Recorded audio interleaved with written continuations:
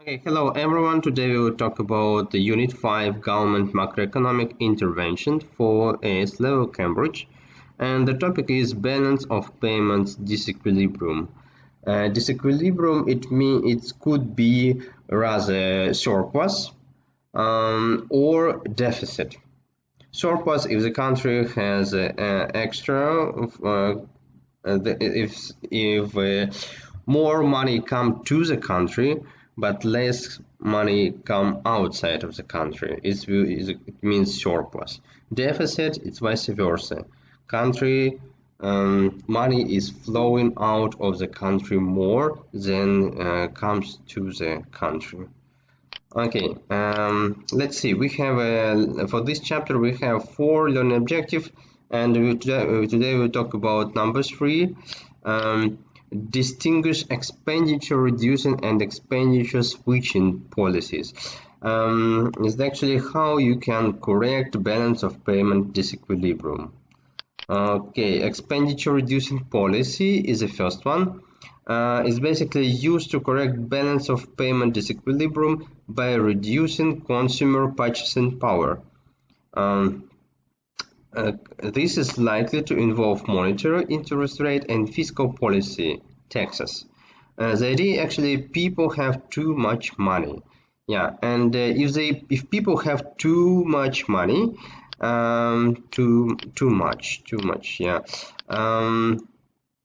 You have to make a decrease access, eliminate access to extra money, and therefore you can rather use interest rate or taxes, and your purpose is to reduce consumer spending,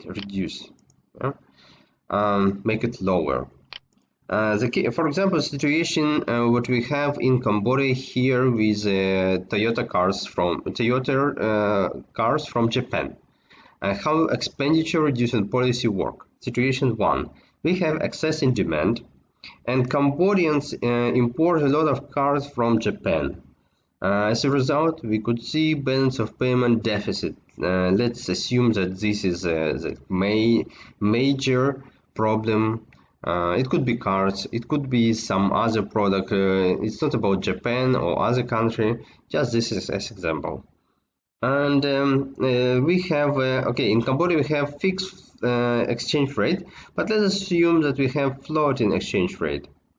Yeah, our purpose is to, we want to eliminate balance of payment deficit, because we don't want to use national resource. We know if we have deficit, and it means that central bank has to use resource in order to cover this deficit.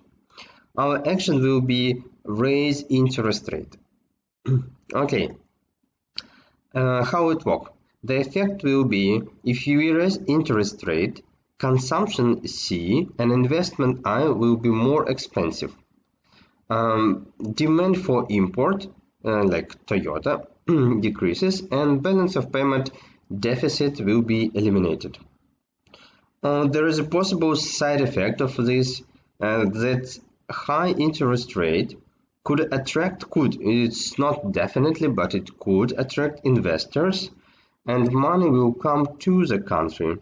In Japan, interest rate is 2%, for example. In Cambodia, 5%. Of course, investors from Japan, they will invest money to Cambodia. In this situation, national currency, we have Khmer Reals, KHR, will appreciate. Yeah? And balance of payment. The effect on balance of payments will be that if your currency will appreciate, import will become cheaper, and Cambodians would buy even more Toyota cars, and balance of payment deficit even worsen. Yeah? If your currency becomes stronger, foreigner products will be for you cheaper, and you will buy more product. Yeah? This could be as a result of the raise in interest rate.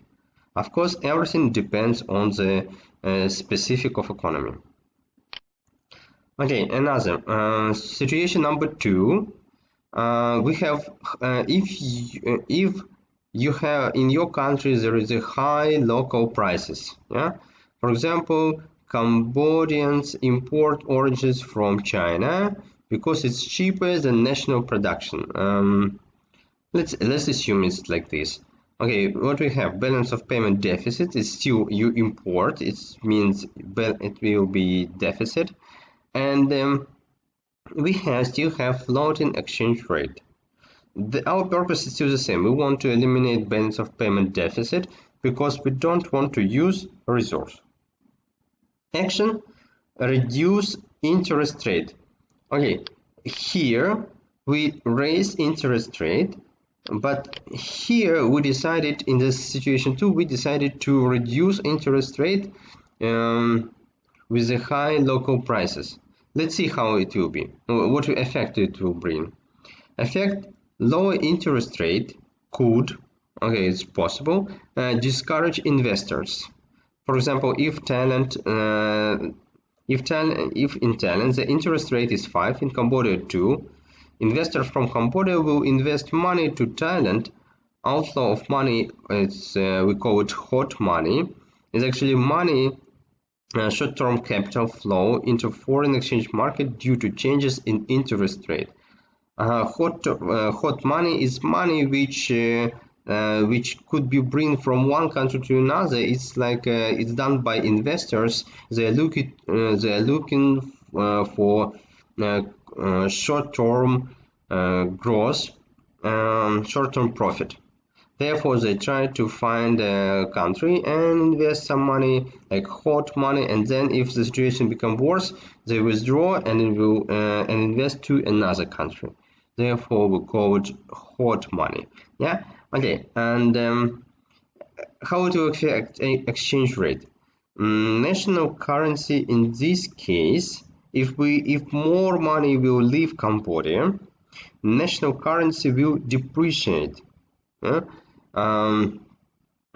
Depreciate, and the effect on balance of payment will be import become more expensive, export will be cheaper, and balance of payment deficit will be eliminated, as like we could achieve by reducing interest rate if the price we have a high local prices. Yeah. Also, side effect: if country production highly depends on the imported resources, the input prices will rise. If the import prices will rise, aggregate supply will shift to the left, and we will have a cost push inflation. This will be a result of a high input price, because your currency, national currency, will depreciate. Yeah, this is result. Depreciate, and depreciation, national currency, and cost push inflation, they are connected. Situation number 3. We have excess. We have excess in demand. Still, a lot of people have a lot of money. Let's assume it's like this. Cambodian import a lot of cars from Japan. It's the same situation. Balance of payment deficit, and we have floating exchange rate. The purpose still the same: elimination of balance of payment, and we don't want to use reserve. Our action is increase income tax. Okay, let's look at the situation number 1. It was raise interest rate. The situation number 2, reduce interest rate. And situation number 3, increase income tax. Okay, again, if first 2 was dealing with the interest rate, it was actually monetary policy. But here we use income tax, and it's fiscal policy. Yeah. Okay, let's see how it will. What will be effect? Consumption will be decreased, because the income tax will be higher. Less people will have less money, and balance of payment effect on balance of payment. Demand for imported cars, Toyota, will decrease, and balance of payment deficit will be eliminated. thus we will achieve our goal. Yeah. However, there is also a possible side effect. Appreciation of national currency could happen because we have increased income tax, and people still have people will have less money. Therefore, import will be decreased. If the import is decreased, it means less foreign currency leaves the country. And of course, balance of payments improve. If it's improved too much, then if, for example, if you have more export and less, and the export will be very high, import will be decreased too much, we will have a surplus. Instead of balance of payment deficit, we will have surplus, and it will lead to appreciation of national currency. Let's see expenditure switching policy.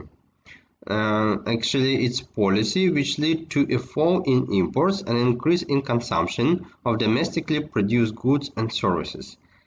Basically, it's when we have to change consumption of people and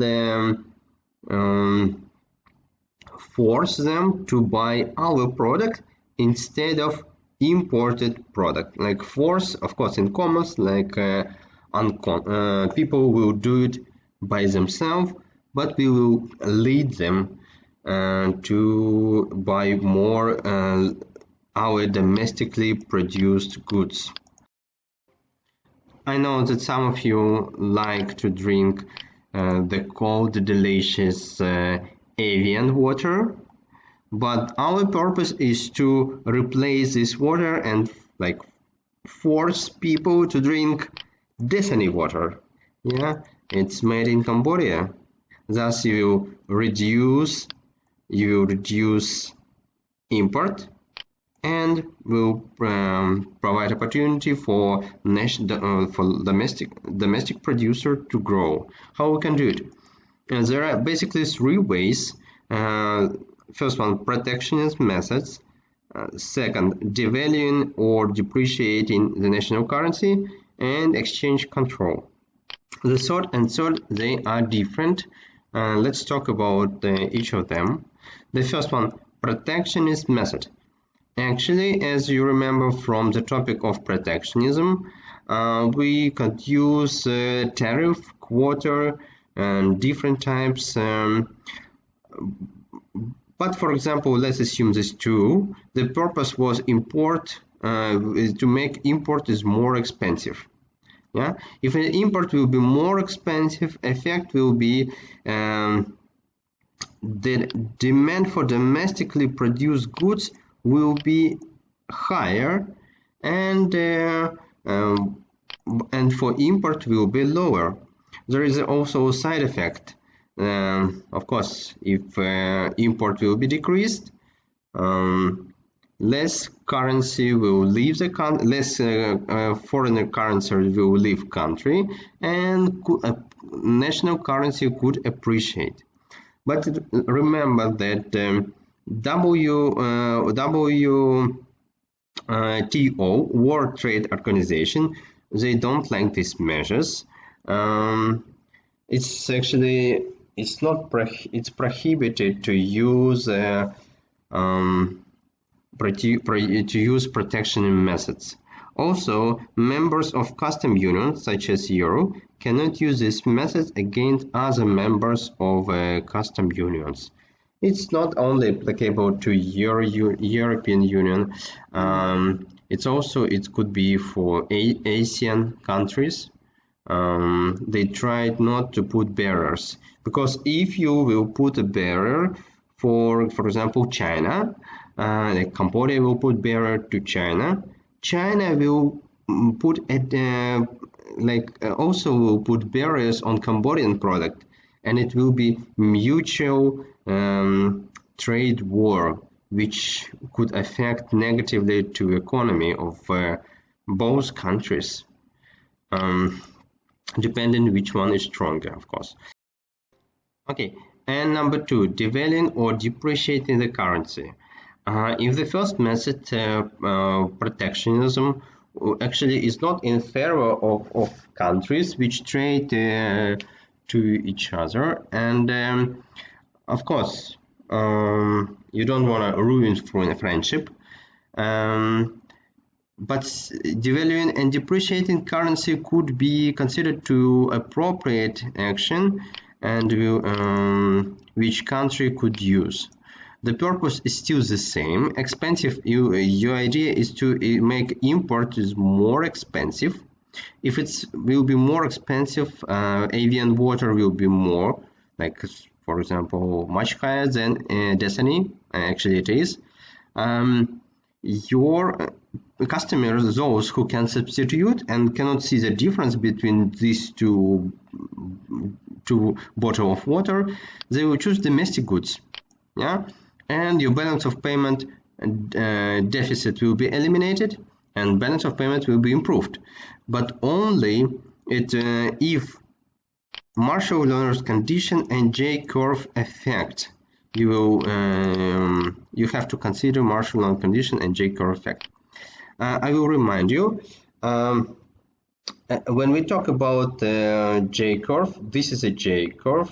It looks like a holder for umbrella, yeah, and this part is a where Marshall-Lerner's condition is met. This part is not met by Marshall-Lerner condition. I will remind you that Marshall-Lerner condition is actually when some elasticity for import and export is greater than 1. Only in this case, balance of payment will be improved. And we can see that here is the current account surplus and here current account deficit. It will be going up. But at the beginning, you should remember that at first, according to J-curve, your current account will be worse, and then we can see improvements. And then we can see improvements in current account and thus balance of payment. Number 3, exchange control. Action is to regulate the amount of foreign currency available for domestic residents to import goods, services, or assets from abroad. Yeah, it's actually if your people have not have limited access to foreign currency, they cannot import goods and services. It's very simple. The logic is very simple. And purpose to reduce import, thus capital outflow. Effect. Effect will be rise in interest rate, like fall in import, and export will stay the same. And like for example, on the 31st October 2011, the Argentine government imposed new restrictions on the purchase of US dollar in an attempt to reduce capital outflow and tax evasion. Billions of dollars worth of capital flowed out of the country as wealthy Argentines sought to protect their money from inflation and a possible devaluation of the peso. A new restriction on the purchase of US dollars. Actually, it's example of exchange control. You do not allow, you make exchange limited for some people. It could be like you can restrict the amount to purchase US dollars. Maybe even you can restrict to sell. You can restrict to show prices, like in Cambodia, for example, show prices in US dollars. Yeah. And use only national currency. Maybe you will even prohibit to sell US dollars, and thus exchange. People cannot exchange their money into US dollars and will hold national currency. In this situation, it's peso. Okay, let's go to the next objective. Assess the effectiveness of fiscal, monetary, and supply side policy to correct a balance of payment disequilibrium. Okay, What do we have? The question is, which policy should we use to correct balance of payment? And the answer, of course, it depends on the types of exchange rate. The situation is always different. We have to know this idea. Policy trade-off, the situations that arise when a policy that improves performance in relation to one policy touches damage performance in relation to another. It's actually like a doctor. Sometimes people say doctor can cure one disease, disease or part of your body, but will harmful another. Still the same. Policy also, there is a trade-off. You improve one, you damage another. Okay, case balance of payment deficit in Cambodia. What we have? We have fixed exchange rate and floating exchange rate. Objective is to control exchange rate. The purpose is, objective is to keep it $1 US equal to 4,000 Khmer Rio. In this case, our action should be fiscal policy, because the effect will be aggregate demand will shift to the left and balance of payment deficit will be eliminated. Monetary policy is not a good idea. It cannot use because it could, if we increase interest rate, it will attract inflow of financial capital, and the currency will appreciate. If the currency will appreciate, we have, for example, $1 US will be equal to 2,000 Khmer Rio, currency appreciate. And in this case, we have to adjust our exchange rate to equal to 4,000. Thus, objective will not be achieved. I will recall that the strong currency like 1 equal to 2,000 is not a good for export. It makes export more expensive for foreigners, and it makes import is cheap. Thus, people will start to buy more foreign goods, buy more iPhones, etc. Toyota. Therefore, this side effect monetary policy has. In a floating exchange rate, actually the system will be adjusted by itself, and there is no any interventions are required from the government or central bank. Currency will appreciate, depreciate. In this case, it will appreciate, and the balance of payment eliminated. As I said, currency could appreciate, depreciate in response to demand and supply in the market, foreign exchange market. For our example, it will depreciate. Of course, our concern is if there is a large current account deficit and it is covered by financial account surplus. Like in Cambodia, we have a lot of imported goods. It's actually current account deficit. Then we have financial account surplus also in Cambodia, sale of assets abroad, like in Cambodia, we are selling too much assets to foreign countries, like to China investors, Japan investors from Japan, Korea, and Australia, etc. The situation will be worse in the long run, because if there is nothing to sell, let's assume we could imagine there's nothing to sell, but current accounts still will be in deficit. In this case, it will be. Could you imagine if a surplus will be stopped? You still have current account deficit, money flow out of the country, out of the Cambodia, and if it will be floating exchange rate, the result possibly will be further depreciation of national currency. If we have a fixed exchange rate, like in Cambodia, we can see there is a tendency for national currency to be depreciated.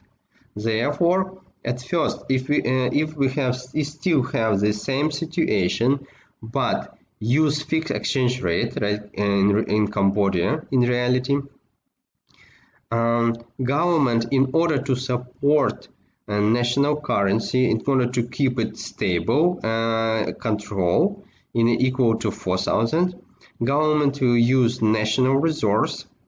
When there is no enough national resource, it will let it go, and as a result, depreciation of national currency, and it will be, for example, $1 equal to 4,000. Yeah. Okay. What about supply side, you ask me?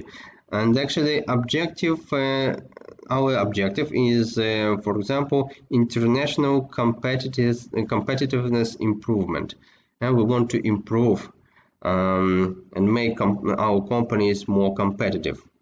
In this case, we will use supply side policy, for example, improving education, skills, training, everything what could affect supply side in a short run, or if it will be sustained, it will affect in a long run. It will affect long run aggregate supply too.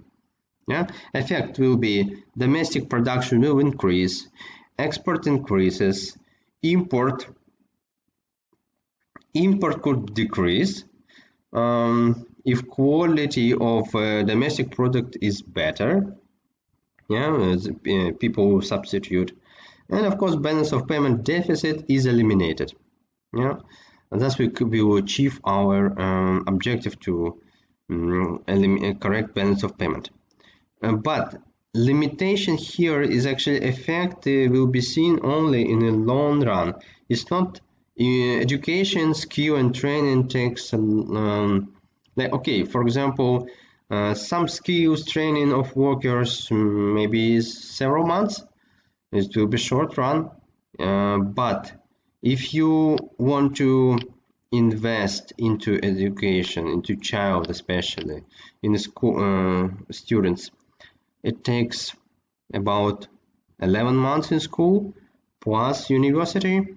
It's 3 years in university. It's already 14 years just to improve for improvement of education, and then this person will go to work and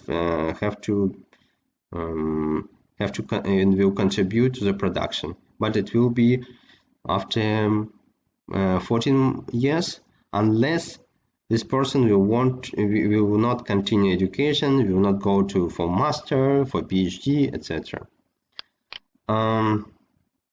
Short-term versus long-term solution for disequilibrium. In the short term, we can use expenditure damping and expenditure switching policy. Let's see, for example, yes, as we saw, we can reduce inflation by raising interest rate. Of course, we have to remember about some side effects. About expenditure switching policy, if we want people to switch from avian to Dasani water, maybe it's not a good idea to use protection, because other countries they will not like, and it will put some barriers to our product, garmentry especially. Reduce, but we can use devaluation of national currency. In our case, it will not be, we cannot call it depreciation, because here in Cambodia the exchange rate is fixed. If the US dollar will be equal to 6,000 or 8,000, it will be devaluation of national currency. It's like one of the possible effects. And number 3 is reduce demand for imported goods by exchange control. Like, for example, We will not sell goods in, we will not use US dollar anymore here in Cambodia. No access to dollars. In this case, we will reduce, we will reduce amount of US dollars available, and import will be lower, yeah, and balance of payment will be improved. In the long run, as previously saw, we can use as we saw, we could use supply side policy. Improvement in labor productivity. Okay, it could be done via investment or education and training. Also, possibly it will lead to cost reduction of domestic product, and maybe improvement in quality. Yeah. But as I said, it will be only in a long run, in the long term. Yeah. Will be the policy effective? Yeah, the question is. It depends. It depends on the situation, of course. You have to think about the cause of the disequilibrium. If there is a lack in competitors like Anchor Milk and Meiji, we can increase government expenditure and support Anchor Milk. Yeah. For example, we can give some research and development because there is like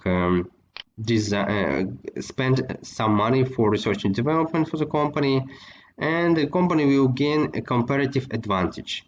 For example, design some live prebiotic drinks, maybe some advanced prebiotic drinks, yeah, which Major does not have. Number two, market responsiveness to policies, how market respond, yeah. If, for example, G component government increases, it could, there are two possibilities: attract more foreign investments, and thus production increases and cost of production will be decreased, yeah. Or it could scare off investors because government debt increases and situation is worse.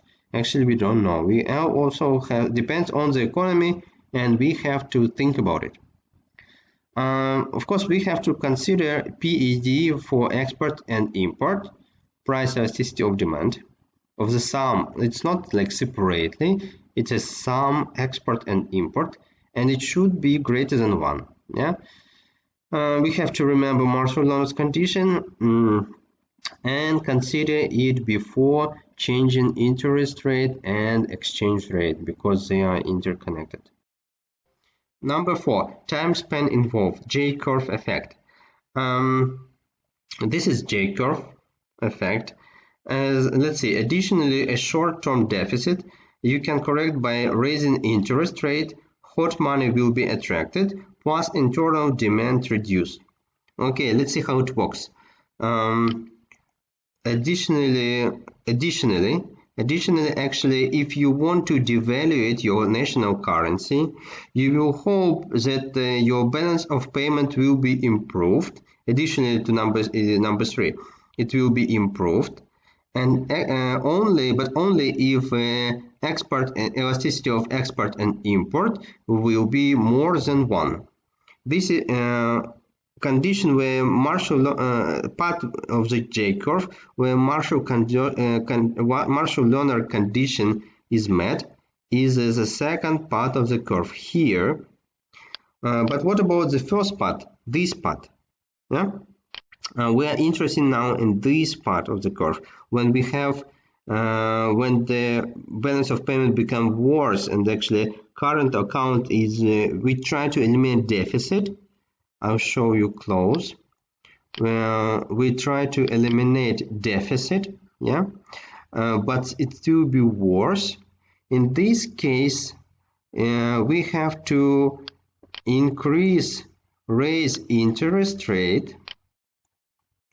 High interest rate will attract hot money Hot money is actually it's money which belong to investor who is looking, who is searching for from one country to another, and choosing, try to invest in some, get a high investments, like with a high, choosing country with a high interest rate.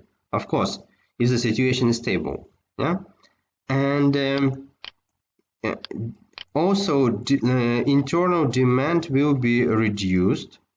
Let's see, internal demand will be reduced, yeah, because at first you attract hot money. Additional foreign currency will come to your country, plus internal demand will be reduced. It means that if you have a high interest rate, people will demand less product and less goods and services, because as you remember, high interest rate will create, will make loans are more expensive. Therefore, consumption will, people will take less loans. If it's more expensive, people will take less. Firms also will take less loans, and consumption is a part, or is a C. Firms investment is a I. Aggregate demand will shift to the left, and internal demand will be reduced.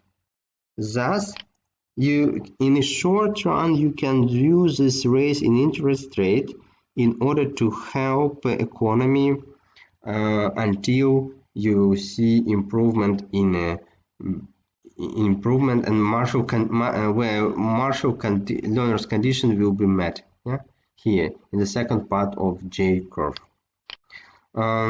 These are resources which were used for this video presentation. Thank you very much. Hope to hear some questions from you.